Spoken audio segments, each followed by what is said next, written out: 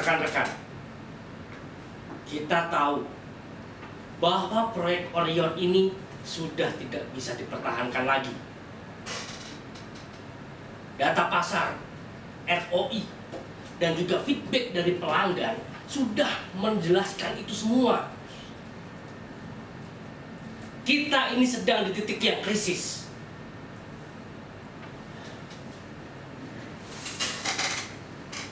Mas Nizar, tolong. Siapa? Hari ini kita akan menentukan proyek pengganti yang bisa membawa divisi ini bertahan hingga tahun 2030.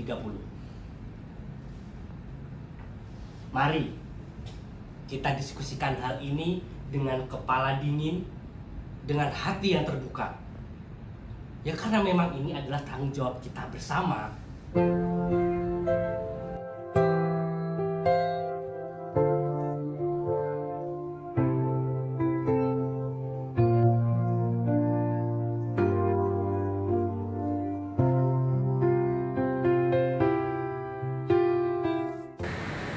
maaf Pak Imam, sebelumnya.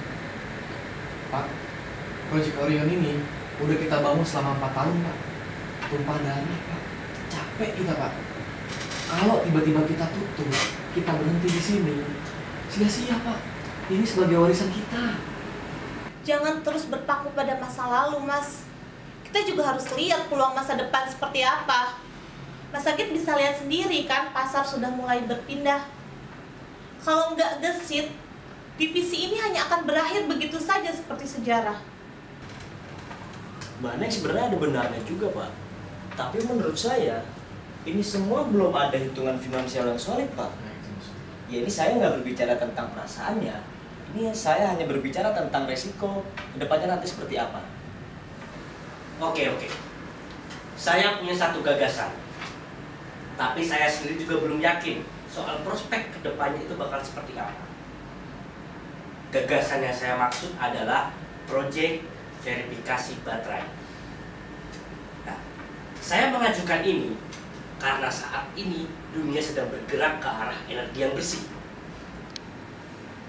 Dengan menggunakan sistem blockchain, proyek verifikasi baterai ini, kita bisa mengetahui siklus hidup baterai. Mulai dari hulu, yaitu pabriknya, hingga ke hilir saat baterai itu didaur ulang. Sebentar Pak Imam, tapi kan perusahaan kita ini bukan perusahaan energi Pak. Apakah realistis dengan kita masuk ke domain baru seperti itu? Saya rasa masih banyak di sini celah-celah yang bisa kita eksplor lebih lanjut. Coba kita pikir semua bareng-bareng. Yang jauh ya Pak Imam, saya ada satu usulan. Semuanya saya minta perhatiannya terlebih dahulu ya. Saya akan memaparkan satu ide gagasan saya. Oke, menanggapi dari usulan Pak Imam tadi ya Pak ya, saya merasa ini satu ide yang sangat menarik sekali. Tadi saya sudah diskusi sebentar dengan Bu Putri dan menganalisa data selama 6 bulan. Bisa dilihat ya datanya. Dari 6 bulan terakhir ini Pak, data kebutuhan baterai itu untuk mau kendaraan listrik itu cenderung naik Pak. Saya rasa ini tuh bisa menjadi peluang kita untuk keluar dari kondisi kita sekarang Pak. Betul Bu Putri ya? Betul, sepakat. Izin ya Pak.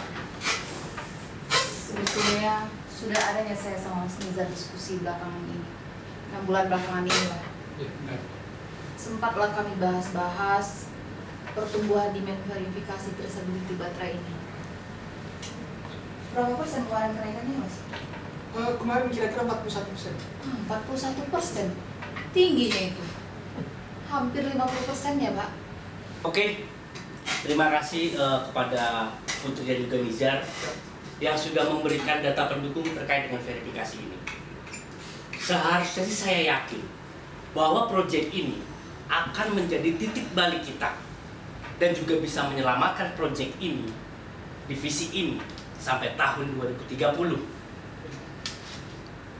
Ya, walaupun begitu, saya masih menerima kalau misalkan masih ada usulan ataupun kritik terkait dengan verifikasi ini.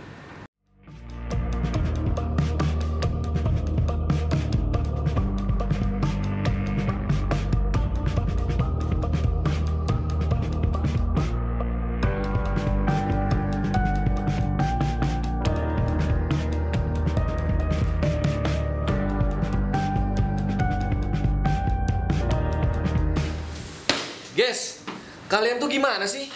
Kita kan udah tahu dari dulu blockchain itu bukan kekuatan kita. Sistem ERP dan logistik itu senjata kita dari dulu. Apa sih? Reputasi. Apalagi kalian mau terlihat hebat, ha? Dunia ini nggak nunggu kita belajar pelan-pelan, Mas. Kalau kita nggak adaptif, perusahaan ini hanya akan dikenal sebagai perusahaan yang gagal berevolusi. Tapi sebentar dulu Mbak Neng, saya juga tetap butuh Pak yang namanya proyeksi risiko seperti ROI, BIP, burn rate, sumber pendanaan. Menurut saya tanpa itu semua diskusi kita pada hari ini hanya sebuah ide kosong. Karena semua semu dan nggak pasti Mbak. Kayak mananya ini dibilang ide kosong? Entah apa-apa ngomongnya.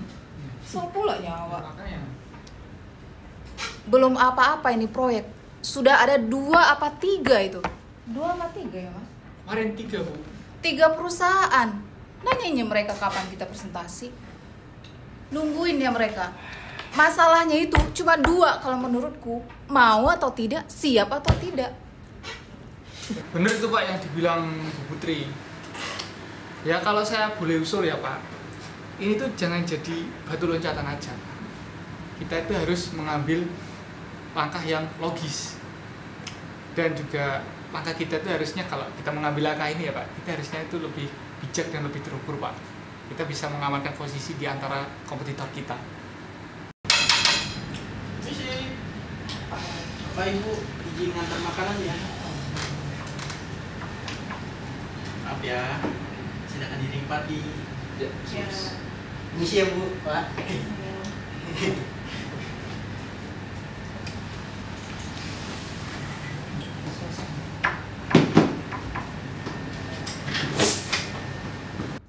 Baik. Menurut saya kita sudah cukup berdebat mengenai pro dan kontra terkait dengan proyek ini. Selanjutnya, kalian silakan bikin presentasi mengenai proyeksi resiko dan juga sumber pendanaan.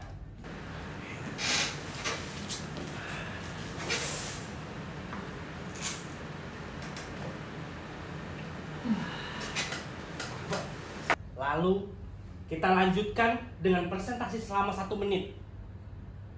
Setelah itu kita ambil proyeksi resiko dan sumber pendanaan mana yang paling bagus untuk kita gunakan. Bagaimana? Setuju semuanya? Oke, Pak. Itu Pak. Pak Adit? Ya, kita coba dulu, Pak. Baik, silakan.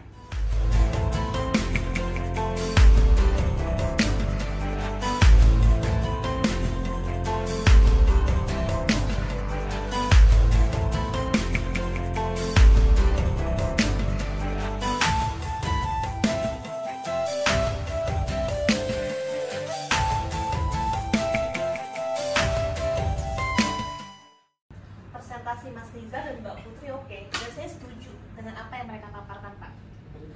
Karena verifikasi baterai ini bukan hanya sekedar software, ini merupakan fondasi ekosistem energi bersih. Kesempatan besar untuk perusahaan kita Pak. Dan ini bisa menjadi pelopor untuk proyek baru kita. Masuk akal. Saya rasa solusinya kita bisa mengintegrasikan infrastruktur yang sudah ada. Ingat, tetap adaptif namun tetap realistis. Ya sudahlah.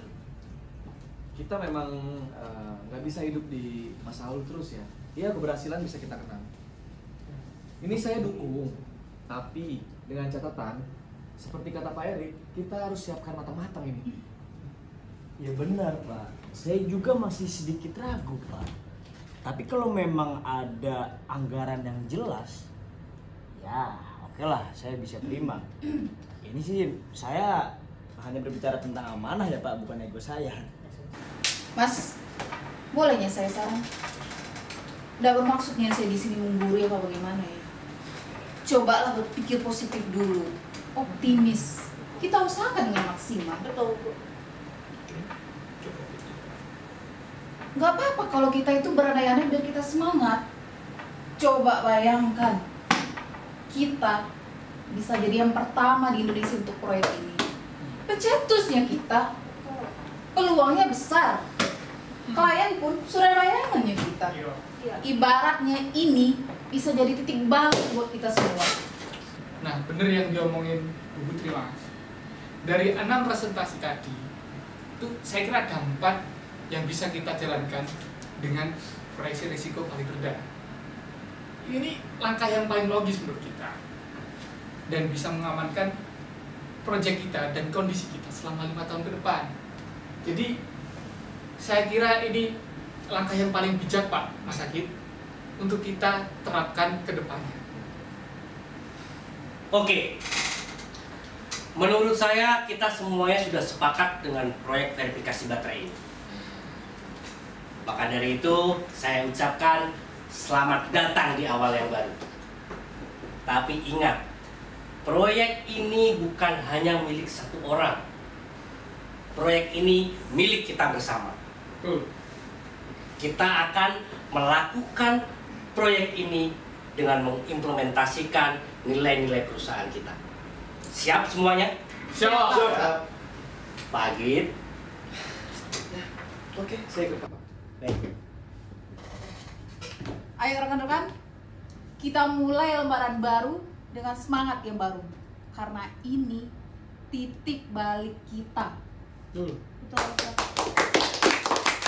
Hari-hari berlalu, lupakanlah semua yang pilu, yang hilangkan asa, lesukan semangat jiwa. Tetaplah ke depan, untuk raih setitik harapan. Saya memang tidak bisa menjanjikan, tapi saya yakin proyek ini bisa jadi titik balik untuk proyek kita yang sudah krisis, Pak. 6 bulan belakangan ini, tim kami sudah bekerja keras dengan seksama. Mohon dipertimbangkan. Anak-anak gampang Pak ngomong.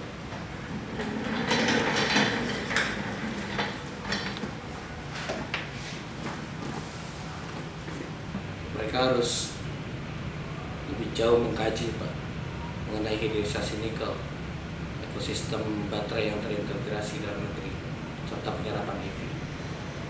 Belum lagi tentang tantangan lingkungan, serta kompetisi global.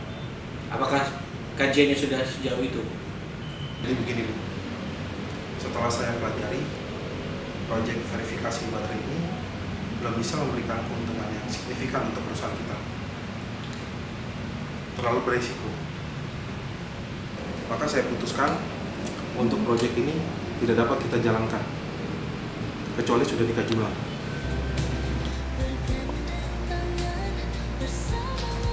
Jadi begini Bu Putri, ini bukanlah sebuah kegagalan, tapi kedepannya kalian harus lebih banyak belajar untuk melihat secara lebih detail. Jadikan ini sebagai peluang untuk introspeksi dan motivasi untuk berinovasi.